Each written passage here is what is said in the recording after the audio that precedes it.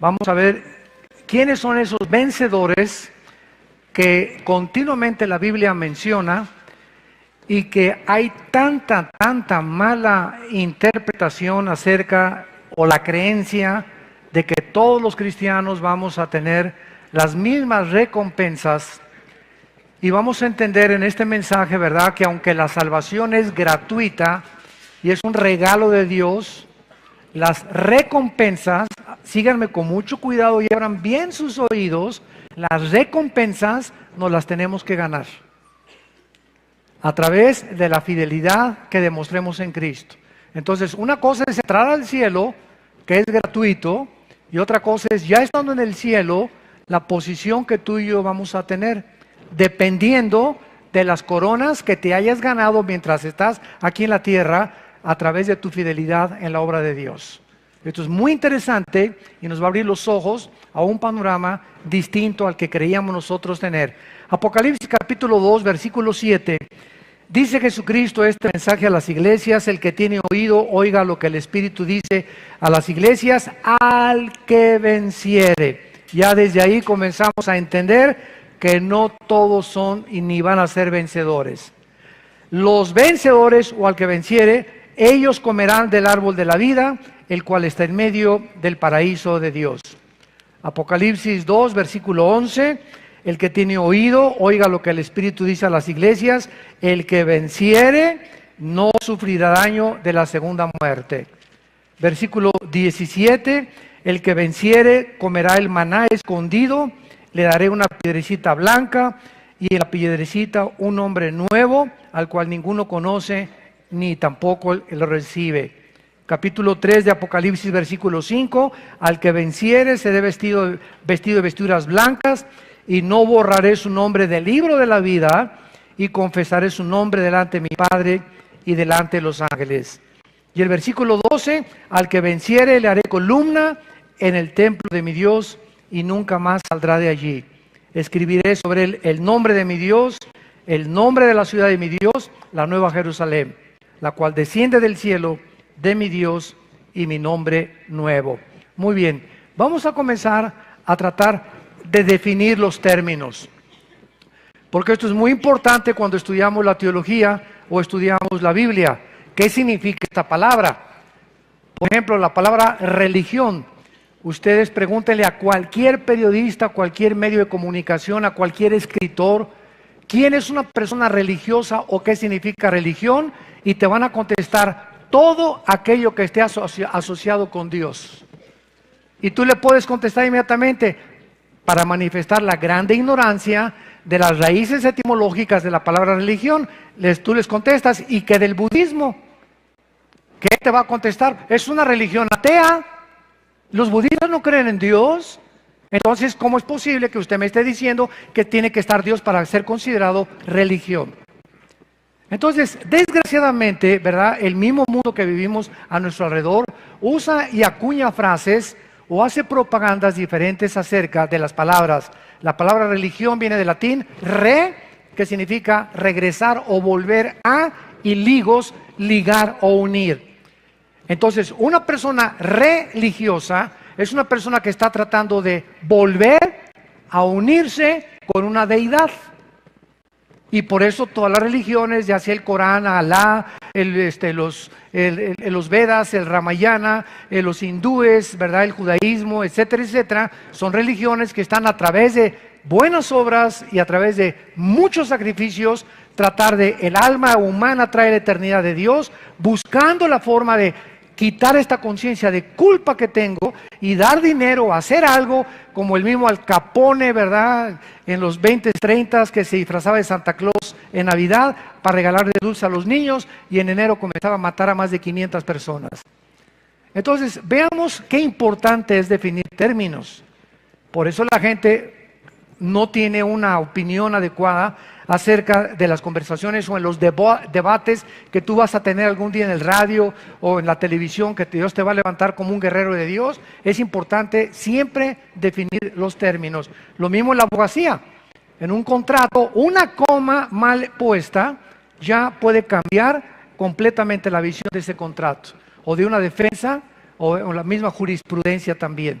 Entonces es muy importante las palabras y la forma como se acuñan las palabras.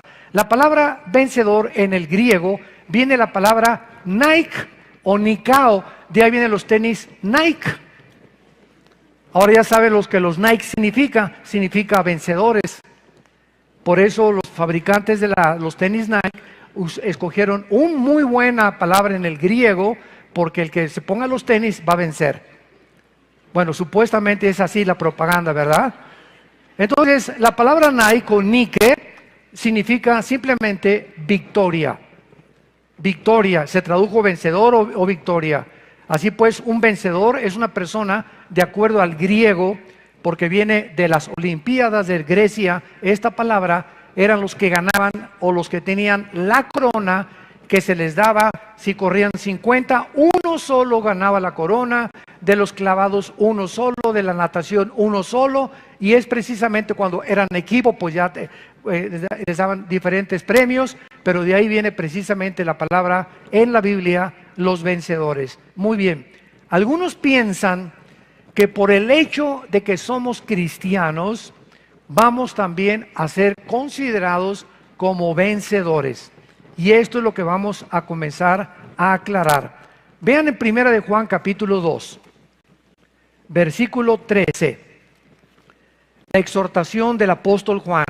Y ahora, hijitos, permanezcan en él, para que cuando se manifieste tengamos confianza, para que en su venida no nos alejemos de él. ¿Cómo? Avergonzados, ¿verdad?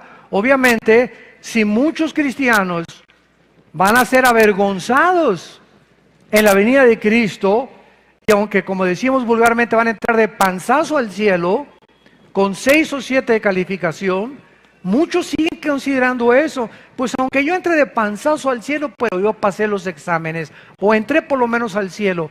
Pero la Biblia tiene otro mensaje más profundo que ese. No nos conformemos, no te conformes con pasar de año nada más.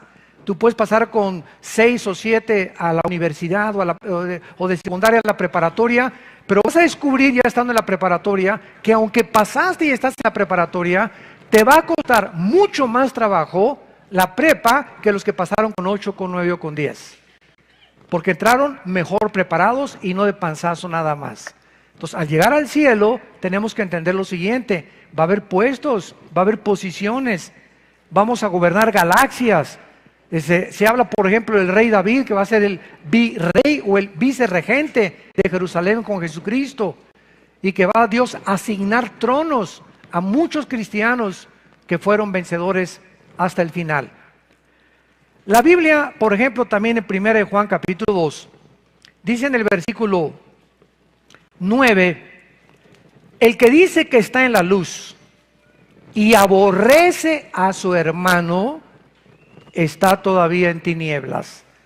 El que ama a su hermano permanece en la luz y en él no hay tropiezo, pero el que aborrece a su hermano está en tinieblas. O sea, eres un mentiroso, eres una mentirosa.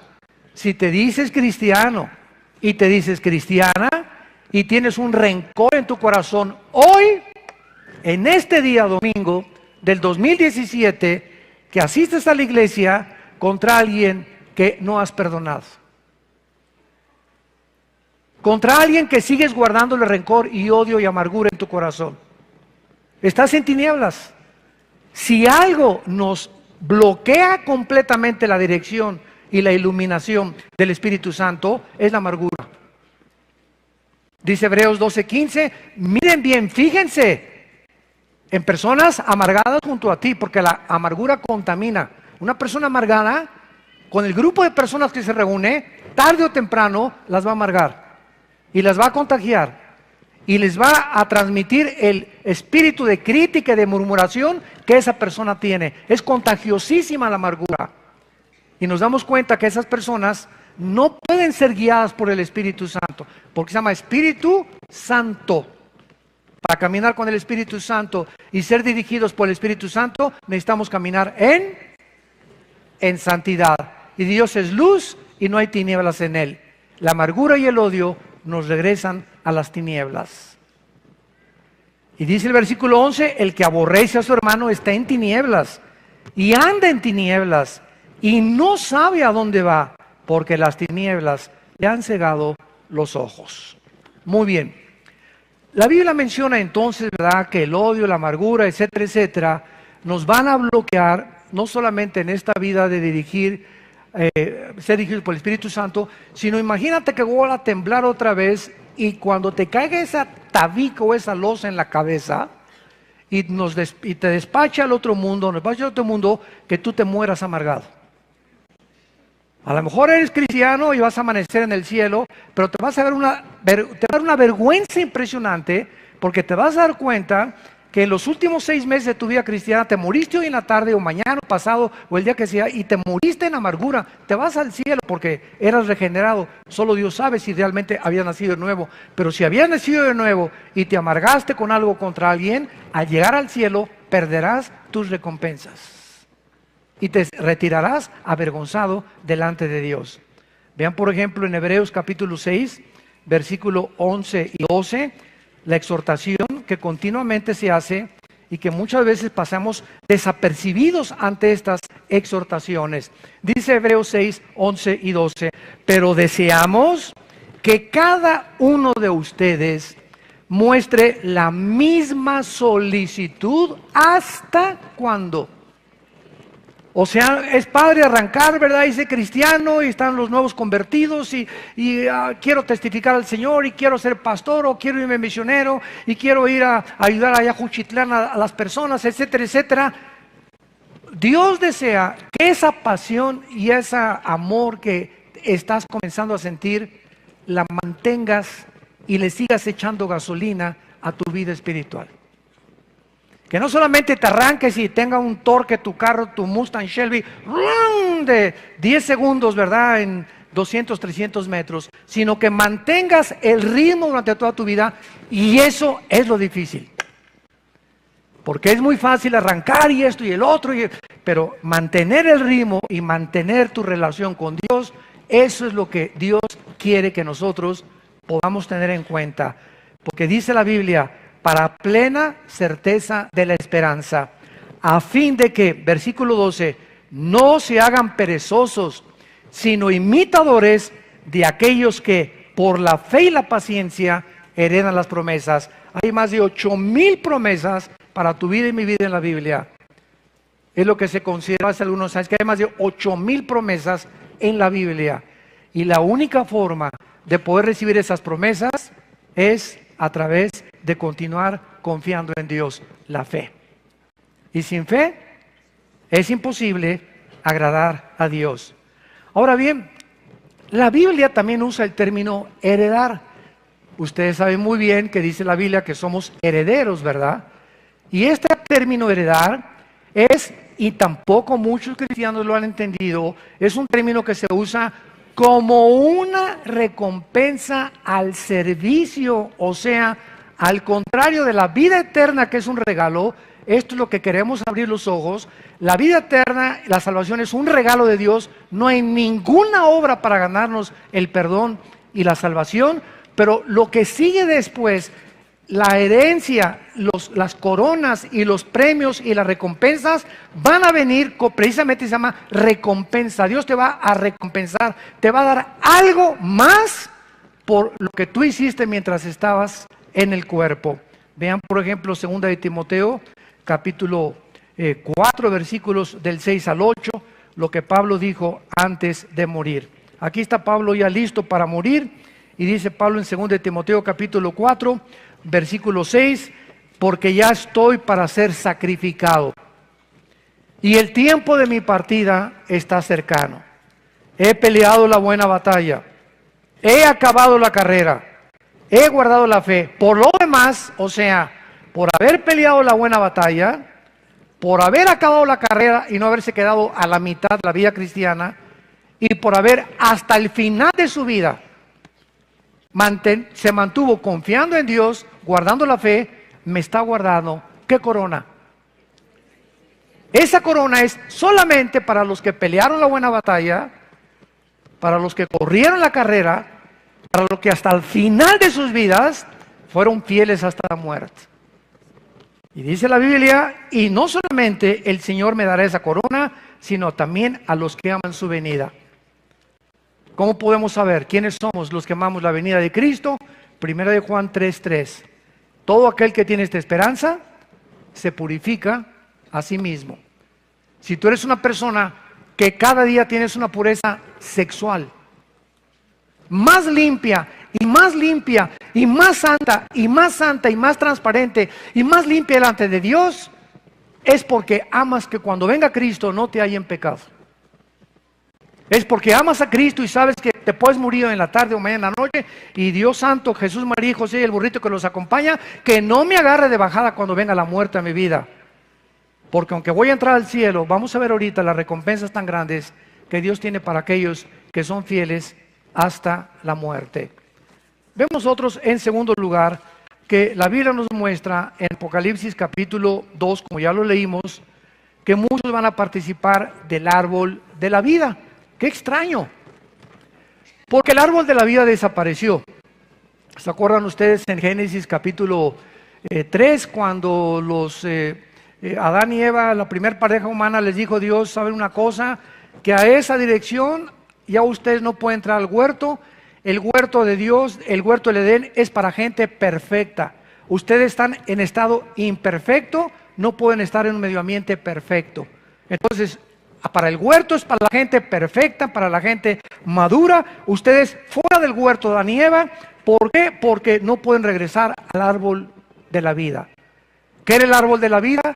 Era el fruto que los mantenía, aunque no tenían pecado, Adán y Eva, tenían que estar comiendo del árbol de la vida para poder enseñarle Dios a sus criaturas que aunque no tengamos pecado en la otra vida, cuando estemos, Apocalipsis 21, Apocalipsis 22, y estemos ya en la eternidad, vamos a seguir comiendo del árbol de la vida por la simple y sencilla razón que no somos dioses. Que siempre vamos a estar dependiendo de Dios. Ese es el simbolismo y el significado de comer del árbol de la vida.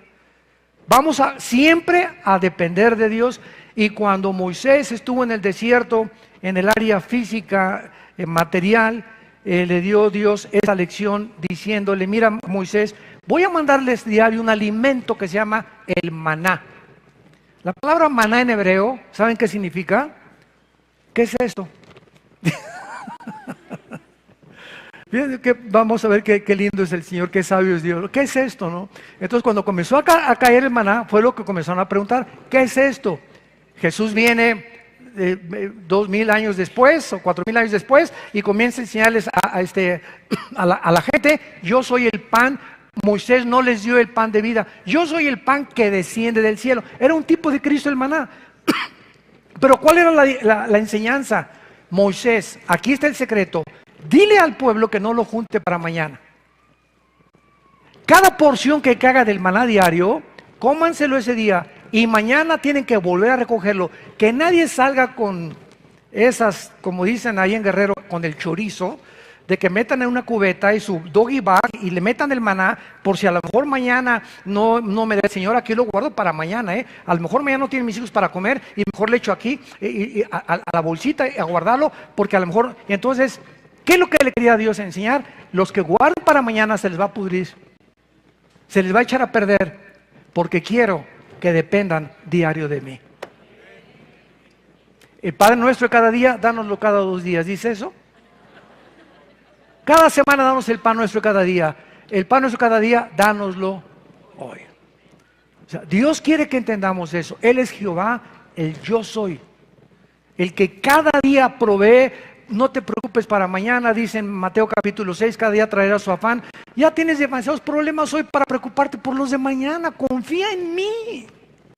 Descansa hoy, sé contento, ahorita salte a comer tus chiles con relleno ahí, chiles rellenos, vete a los tacos de canasta, vete a donde quieras a comer, disfruta a tus nietos, están chiquitos, juega con ellos, el juguete, ve, ¿verdad? Lo que tú quieras, una película cristiana, disfruta la vida con tu esposa, etcétera, etcétera. Mañana es otro día, mañana a lo mejor vuelve otra vez la temblorina. Nadie sabemos. Esa es la razón por la cual Dios dice que vivamos cada día nuestros días y que no estemos con estrés ni con preocupación, porque Él es el que va a proveer para mañana. Y esa es la razón por la cual nosotros tenemos que confiar en Dios, que no podemos depender solamente de creer que es la fe para el día de mañana o para el día de pasado mañana. Tenemos cada día que mantenernos. Este árbol de la vida, del cual Jesucristo menciona, ¿verdad? No sugiere que comer del árbol de la vida, no todos lo van a hacer, porque nos sugiere que lo van a hacer solo aquellos que mantuvieron un compañerismo cercano a Dios, más que su propia salvación o la regeneración. No simboliza solamente tener una vida, sino mantenerla abundantemente. Queremos que mantengan la misma solicitud hasta el fin para plena certeza de la esperanza. Es que ayer hablé en lenguas, ayer fue ayer, ya quién sabe se fueron para otro lado las lenguas. Ayer fui a repartir dulces a los niños, ayer fui a los centros de acopio y estuve hasta las 12 de la noche. Ya pasó otro día, hoy es otro día. ¿Qué estás haciendo hoy? Lo que hiciste ayer, lo que hiciste antier, ya se te está apuntando, pero si llega el momento en que tú te mueres y te agarra Dios en pecado, escúchame esto, las cosas buenas que hiciste y lo que repartiste y las medicinas y los asilos que construiste y los orfanatorios que construiste no te serán tomados en cuenta. Apocalipsis 2 del 1 al 4. Esto es una revelación tremenda, ¿eh? A mí me cimbró. Llegó Cristo a la iglesia de Éfeso y dice en Apocalipsis 2, bueno, yo conozco tus obras y sé que eres bueno y paciente y fuiste a Juchitlán y fuiste a Morelos y repartiste medicinas por aquí y por allá. Gracias, Señor, gracias. Yo sabía que me tenías que reconocer, ¿verdad, Señor? ¿Y tus ángeles te dijeron que me acosté a las 2 de la mañana?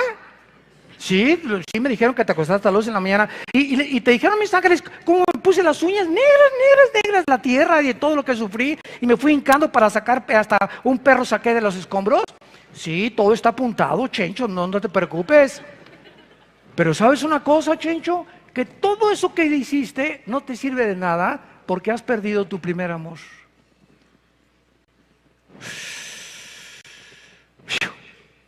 Esto nos hace pensar profundamente, ¿eh? Has perdido tu primer amor. O sea, qué bueno que hiciste todas esas cosas, pero ¿sabes una cosa? Lo más importante es la energía del Espíritu. La carne es bien consagrada. Hay personas que te ganaron, Chencho, que se en un monasterio y se acuestan en camas de piedra. Y se pegan con nopal en la espalda y se sangran. Y se van de rodillas durante 15 días pidiendo precisamente que por favor Dios veme el sacrificio que estoy haciendo para que tengas misericordia de mí. Te ganaron, Chencho. No es por ahí, no es por sacrificios. Es por la motivación por lo que tú lo hiciste. Y si lo hiciste solamente porque hay la bondad en el corazón humano, pero realmente tú no tienes una relación conmigo, todas tus obras son como trapos de inmundicia. Virgen del Socorro. Está tremendo, ¿verdad? ¿Cómo nos engañamos? Ahora, si tú hiciste todas esas cosas que tú hiciste y al mismo tiempo que estás haciendo todas esas muy buenas obras, porque son obras, ¿verdad?, altruistas y son buenas, mantienes tu relación conmigo, no te la vas a acabar de los recompensas que vas a tener. Pero no hagas lo que hagas olvidándote que lo más importante para mí es que tú tengas una relación conmigo todos los días en espíritu y en verdad. A través de la Biblia. Has perdido tu primer amor. Has ido y has hecho miles de cosas, tienes 15 días que no abres tu Biblia, pero eso sí, estás muy trabajador en las cosas altruistas de la vida. La mayor parte de la gente que lo hace también, igual que tú, Chucho, y ni siquiera tienen la salvación y están trabajando igual que tú y hasta más que tú, ya te sacrifican más que tú. Es lo que tenemos que entender, la motivación por lo que hacemos, Entonces, no simboliza solamente el tener una vida, sino mantenerla abundantemente.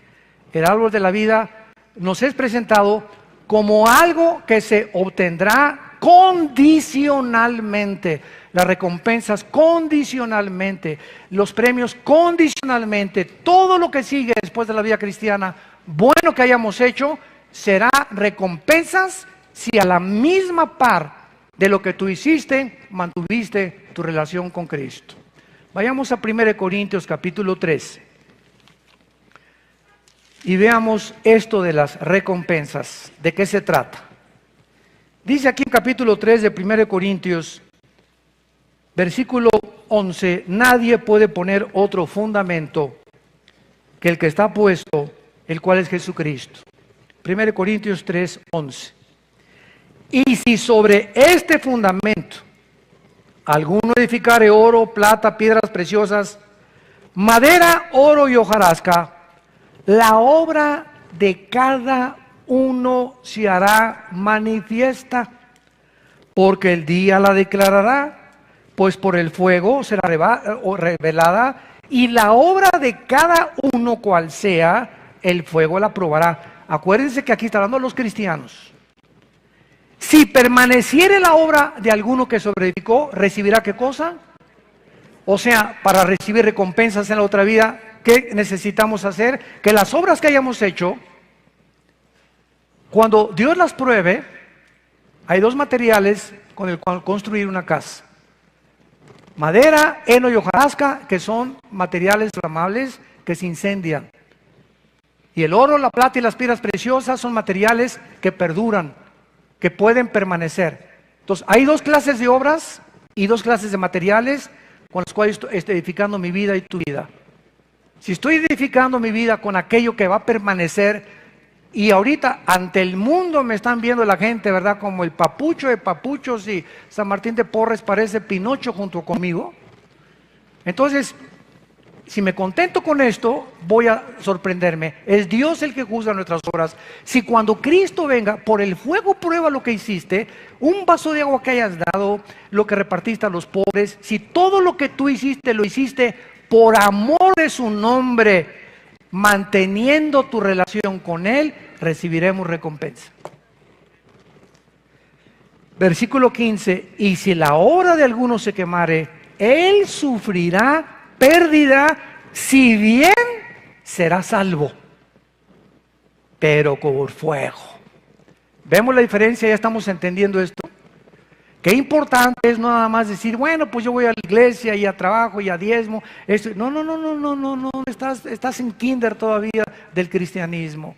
No es por ahí, es todavía más tener visión, evolucionar más, anhelar más. Como yo les digo a los pastores, nuestra iglesia no es solamente estas 4 paredes, ya tenemos, ¿verdad?, por todos lados más de 65, 75 naciones. El campo es el mundo. No nos conformemos nada más mi iglesita y mis 4 paredes. No, el campo es el mundo. Vayamos a Brasil, vayamos a Argentina, vayamos a Jerusalén, vayamos al Japón, sembremos por todas partes. El campo es el mundo. Tenemos que ir al mundo entero. No nos limitemos nada más a eso. El potencial tan increíble que Dios ha puesto en cada uno de nosotros es impresionante. Lo que Dios puede hacer con tu vida. ¿Saben ustedes por qué escogió Dios a Zaqueo? Zaqueo, bájate para ahí. Y se baja Zaqueo, chaparrito, a ver, Zaqueo. Y dice Zaqueo cuando baja del árbol, voy a dar 4 veces lo que robé, porque era un tranza. Él dice que si el que no tranza, el que no avanza. Dios no vio a Zaqueo, Dios vio a Zaqueo como aquella persona que iba a ser el potencial que tenía, de lo generoso que lo tenía escondido. Era una persona que parecía egoísta y estaba robando de Zaqueo, pero Dios sabía que dentro de su corazón había una enorme generosidad inexplotada, y que cuando lo entregara su vida a Jesucristo, esta generosidad se iba a manifestar. Cuando Dios escogió a los pescadores, eran hombres del vulgo, corrientes. De cada 5 palabras, 7 eran groserías. Les llamaban los hermanos del fuego, los hijos del trueno, los hijos de Zebedeo. Pablo era, olvídense, tremendo, mataba cristianos. Pedro, ¿verdad? Terco, pero como una piedra, por eso le pusieron Simón, porque era como una piedra, como una roca, Pedro. Pero Dios vio el potencial en esos pescadores, que si los hubiera dejado, toda su vida hubieran seguido pescando y no hubieran salido de perico, perro, ¿verdad?, de Gutierritos.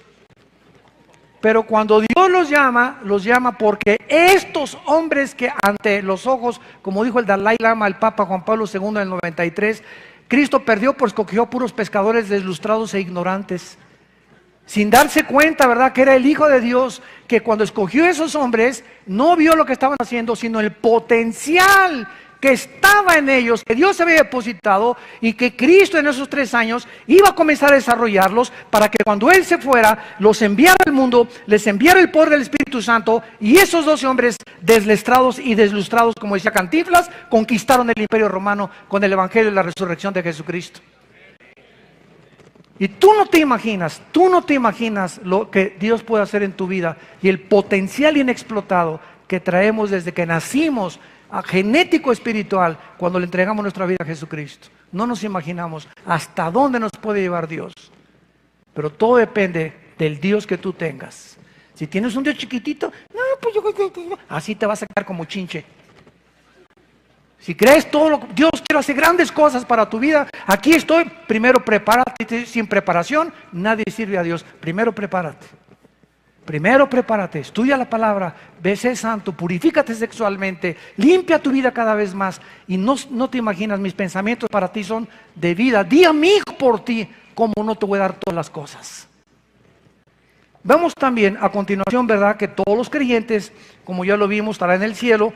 Pero no todos van a disfrutar del compañerismo con Dios, ni todos obtendrán las mismas recompensas. Vean, por ejemplo, en el libro de Apocalipsis capítulo 20, que cuando Juan tiene la visión del cielo, esto es tremendo también, confirmando todo lo que estamos estudiando, dice el versículo 4, Apocalipsis 20, versículo 4, y vi tronos, y se sentaron sobre ellos los que recibieron facultad de juzgar. No todos los cristianos recibiremos la facultad, el privilegio de tener un trono después de esta vida. Y cuando la Biblia habla de tronos, está hablando de gobierno. Y un gobierno y un rey tiene subalternos. Entonces en los siglos que vienen y en la vida que viene, no todos los cristianos van a sentarse a gobernar. Unos van a seguir siendo soldados rasos por toda la eternidad y así se quedarán. Tal vez ya al pasar el milenio, en la eternidad, ¿verdad?, con ya una restauración completa del universo, Dios tenga otro plan. Pero hasta aquí, hasta este momento, ¿verdad?, no todos los cristianos van a sentarse a juzgar. Y los que van a ser más premiados de todos los cristianos desde Cristo hasta nuestros días, los que van a tener cerca de Cristo, los que van a comer con Jesús, los que van a tener las más grandes recompensas, ¿quiénes creen que van a ser? Los mártires. Los mártires. Los que dieron su vida hasta el final por Cristo. Todos esos cristianos cópticos de Egipto que ISIS está matando en Libia, que los ponen en el mar vestidos de anaranjado, ¿los han visto? Y que les cortan aquí, ¿verdad? Esos hombres que les cortan aquí el cuello y que están precisamente por ser cristianos, ISIS los está torturando y matando. Esos hombres, a través de toda la historia, los mártires, los que han dado su sangre hasta el día de su muerte por Cristo, serán los más grandes recompensados por Dios. Por eso cuando Esteban, el primer mártir de la iglesia, en Hechos capítulo 7, fue matado a pedradas, ¿se acuerdan lo que pasó? Lo agarraron los fariseos, no soportaron que les diera esa cátedra de historia del Antiguo Testamento, desde Abraham hasta los días en que ellos se sintieron culpables, lo mataron a él. Y podíamos preguntarnos, oye Dios, pero Esteban tenía 22 años, hubiera sido un buen evangelista, hubiera sido un buen predicador, hubiera sido un gran maestro, hubiera levantado iglesias impresionantes por el mundo entero. Sin embargo, Dios se lleva a Esteban a los 21 años, 22 años de edad. Podríamos pensar es un desperdicio, ¿verdad? Pero los caminos de Dios no son nuestros caminos. Y lo que nosotros pensamos, Dios no lo piensa igual que nosotros. Oye, pero ese niño, ¿por qué se fue a los 6 años y se murió? Esos niños que se murieron en la escuela Repsamen, aquí en el temblor, ¿verdad? Pobrecitos, de 10, 11 años. Todos esos niños que murieron a esa edad no van a sufrir nada de lo que nosotros hemos sufrido, ni hambre, ni que el gobierno, ni que falta de agua, ni corrupción, ni pobreza, ni tristeza, ni cánceres, ni de repente se acostaron, estaban ahí sentaditos y en segundos están ante la presencia de Jesús, porque Jesús dijo: vengan a mí los niños, porque Dios es el reino de los cielos. Todos nosotros hubiéramos querido y anhelamos, ¿verdad? Pues ojalá que se quede ese niño, pero sabe una cosa, Dios no piensa igual que nosotros. Y dice la Biblia en el Salmo 116, bienaventurados, y Dios tiene en estima a los que mueren en su nombre. Dios es de alta estima morir en el nombre de Jesucristo. Y todos los niños que mueren se van al cielo inmediatamente con Jesús. Ya no van a estar aquí a sufrir jamás lo que tú y yo estamos sufriendo ahorita. Entonces, cuando comenzamos a cambiar nuestra perspectiva de las cosas, nos damos cuenta que muchas veces Dios, en su misericordia, prefiere llevarse a miles de infantes y no dejarlos en el mundo del basurero que estamos viviendo. Porque este mundo no funciona, ni va a funcionar hasta que Él regrese. La enseñanza de que todos los cristianos serán vencedores no tiene apoyo bíblico. Y vamos a ver algunas razones y objeciones. En Proverbios capítulo 1, veamos que si todos seremos vencedores, no tendría caso la relevancia de las advertencias bíblicas que ya hemos visto, que muchos serán avergonzados, que sus obras serán pasadas por el fuego y van a sufrir pérdida, que mantengan la misma esperanza hasta el fin. Son puras advertencias. No perdamos nuestro galardón, porque no todos van a llegar como vencedores. En Proverbios 1, versículo 7, dice el rey Salomón: el principio de la sabiduría es el temor de Jehová. Los insensatos desprecian la sabiduría y la enseñanza.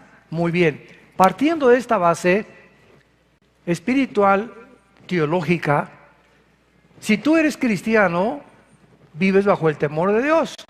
¿Qué es el temor de Dios? No es tenerle miedo a Dios.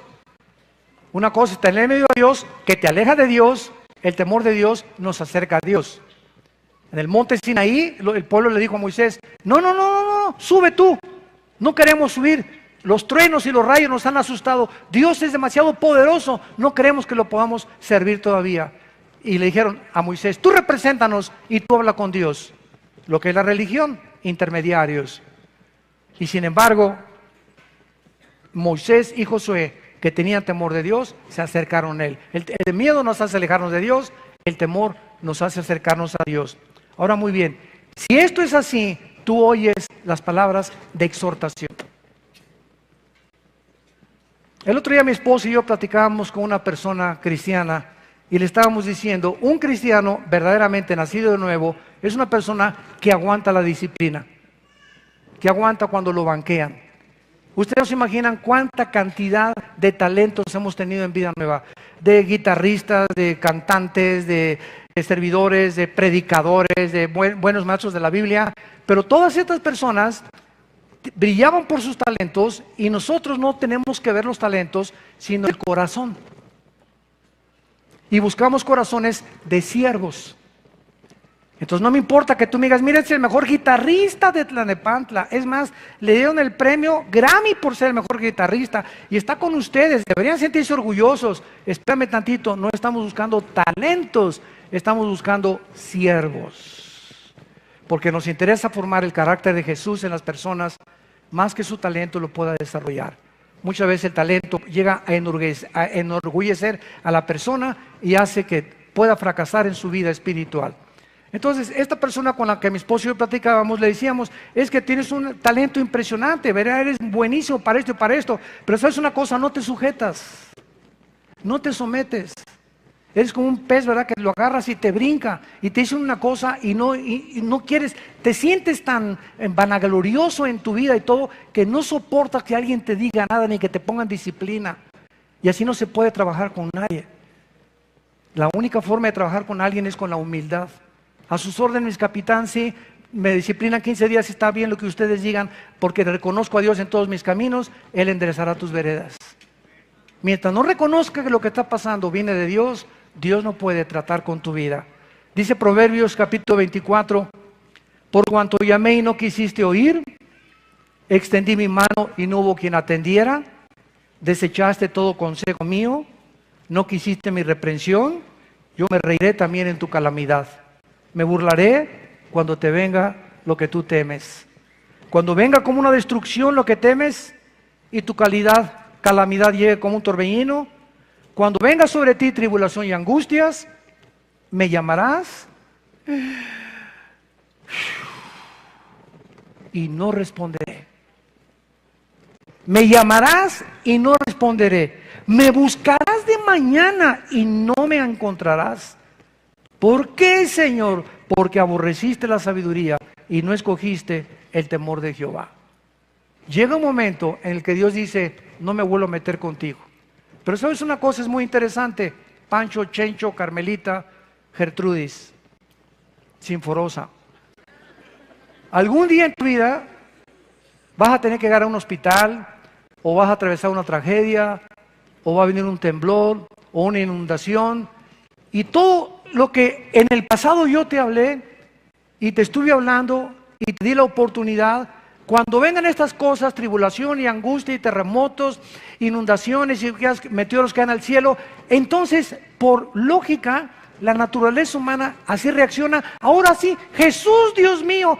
Ahora en el temblor había ateos que gritaban, Dios mío, Dios mío. Por el amor de Dios, qué hipocresía. Y tengo videos yo que me han mandado de ateos. Dios mío, se levantaron, ¿verdad? Santa Cachucha. El miedo no anda en burro, dicen en mi rancho. Cuando vengan esas cosas, entonces dice Dios, me vas a llamar. Y Dios mío, ¿sabes una cosa? No te voy a hacer caso. ¿Y por qué, Señor? Porque no es cuando tú quieres, es cuando yo te hablé. Cuando oigas su voz, no endurezcas tu corazón. No es cuando querramos. Hoy ahorita ustedes están escuchando esta voz por las redes sociales, lo están escuchando ahorita más de 135,000 personas de diferentes naciones del mundo. Todas estas personas que están escuchando el mensaje, cada vez que tú oyes la Biblia es Dios hablándote, regresa a mí, búscame y vivirá tu corazón, te amo, di mi vida por ti en una cruz. Por favor, no endurezcas tu corazón, quita la amargura de tu corazón, saca el rencor de tu corazón, estima a los demás como superiores a ti mismo, sé humilde, humíllate. Yo exalto a los que se humillan, aplasto a los soberbios.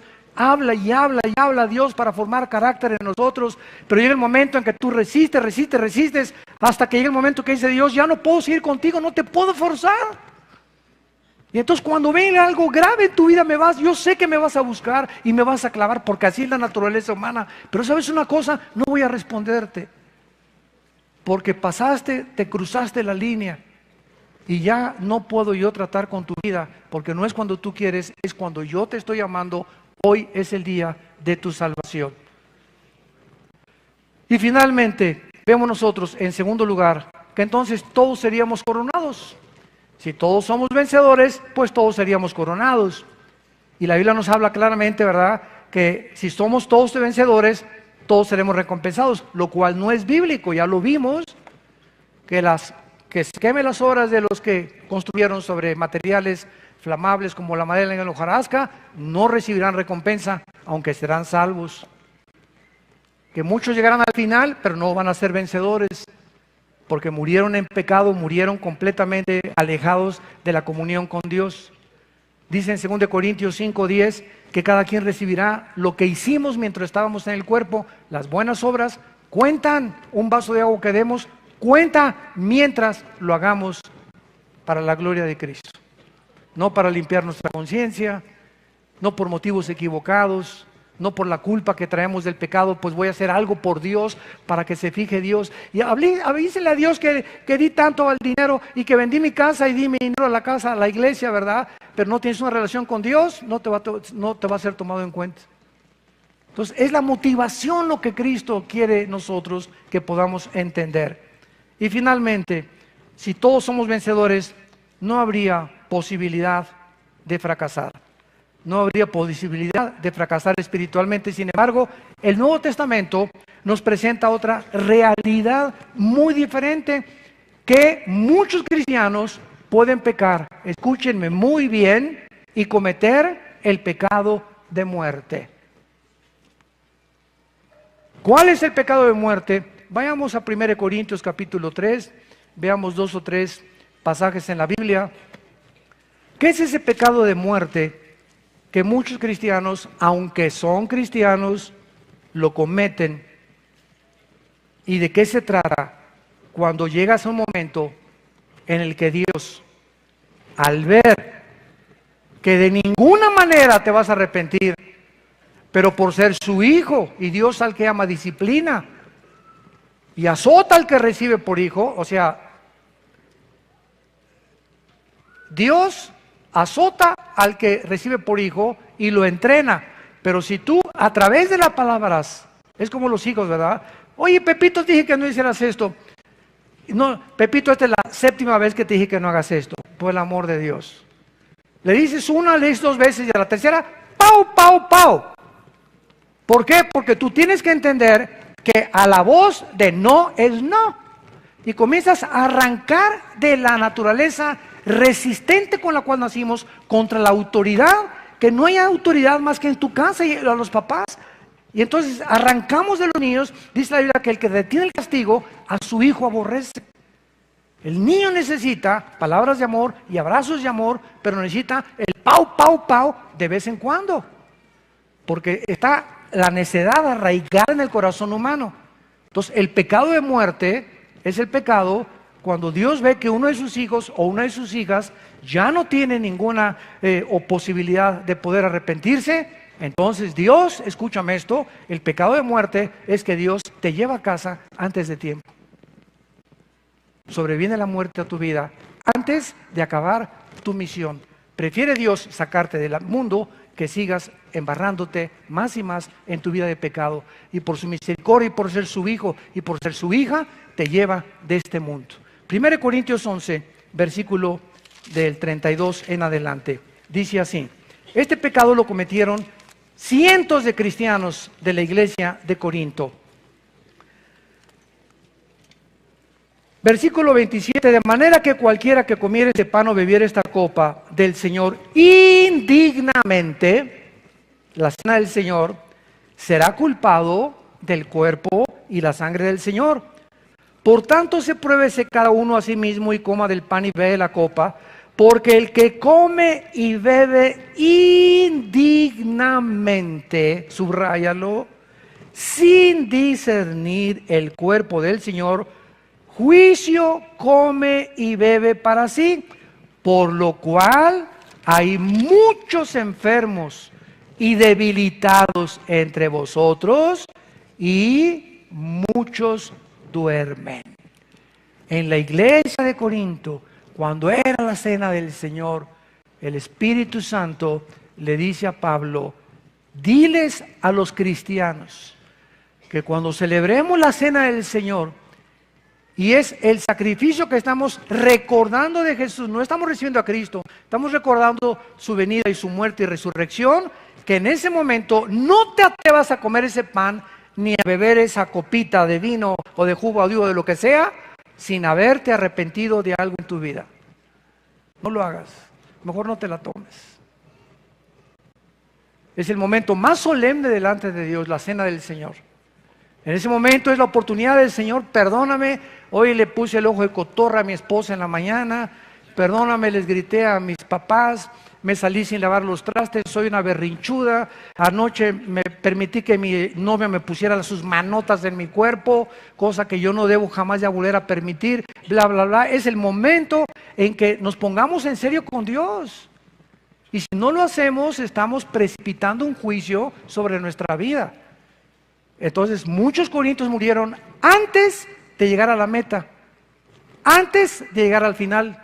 No terminaron la carrera, no perseveraron en la fe, nunca guardaron la vida eterna. Se los llevó Dios a casa antes de tiempo, por haber muerto y haberse burlado de Dios del pecado no confesado. Veamos más pasajes en 1 Juan capítulo 5. para que tengamos mucho más apoyo sobre esta doctrina del pecado de muerte. Es la muerte física, no es la muerte espiritual, porque la salvación no se puede perder. Dice en 1 Juan capítulo 5, versículo 16.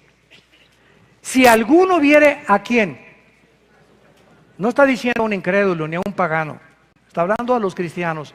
Si tú ves a una persona que es cristiana cometer pecado que no sea de muerte, pedirá a Dios y Dios le dará vida. Esto es para los que cometen pecado que no sea de muerte. Hay pecado de muerte por el cual yo no digo que se pida. La pregunta es la que sigue. ¿Cómo saber cuando un hermano o cuando una hermana ha cometido el pecado de muerte? ¿Y cómo poder saber que Dios lo va a perdonar? Es muy fácil la respuesta. Por ejemplo, yo he orado muchas veces por muchas personas en mi vida, a quienes amo, ¿verdad? Y a que, no sé, creía que eran cristianas.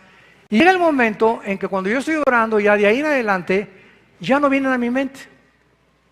Desaparecen de mi mente esas personas y de repente digo, hijo, tengo 2 o 3 meses que ya no oro por esa persona. Y eso es un indicio, cuando el Espíritu Santo me quita de la mente o del corazón, no orar por alguien que Dios está tratando de otra manera con esa persona. Y tal vez esa persona ha cometido un pecado en el cual Dios, aunque yo pida por esa persona, no lo va a perdonar. Es el pecado de muerte. Y veamos otra en el libro de Santiago, capítulo 5, ahí antes de Juan, para que no se vayan a Génesis. En Santiago encontramos también este pecado, y vean ustedes qué maravilloso es precisamente el exhortarnos unos a otros. Dice en Santiago, capítulo 5, versículo 19, hermanos, otra vez la exhortación es a los hermanos. Si alguno de ustedes, si tu compadre se ha extraviado y lo encontraste anoche con la de tequila hasta las 3 de la mañana, o si alguno de ustedes sabe que la muchacha anda en fornicación y se dice cristiano o cristiano, en fin, hay muchas maneras de extraviarse. Si alguno de ustedes se ha extraviado de la verdad y alguno le hace volver, sepa que el que haga volver al pecador del error de su camino, salvará de muerte un alma y cubrirá multitud de pecados. Este salvará de la muerte un alma es la muerte física. Por eso en Hebreos 3 dice, no dejen de exhortarse unos a otros. Si tú ves algo en tu hermano, no digas, es que esto es chisme. No, no es chisme. Es algo de vida o muerte. Oye, Pancho, no te quiero condenar y voy a decir a nadie. Anoche ya sé que tú andas en adulterio, sé que estás borracho, sé que estás haciendo estas cosas. Oye, hermano, por favor, reacciona, vamos a orar. Y si tú logras que esa persona, ese hermano, esa hermana en Cristo está mal, tú logras que regrese a Cristo, no te imaginas cuántos pecados te va a perdonar Dios a ti. Increíble. ¿Por qué? Por tu pasión por las almas. Entonces no pasemos desapercibidos en esta vida viéndonos como si nada. No, pues ya no, a mí no me importa que se vaya al infierno. No, tenemos que tener pasión por las almas y más que nada por los hermanos en la fe, para que podamos nosotros morir con paz y saber que nos está esperando la corona de vida. Te damos gracias, Señor, por tu palabra en esta tarde.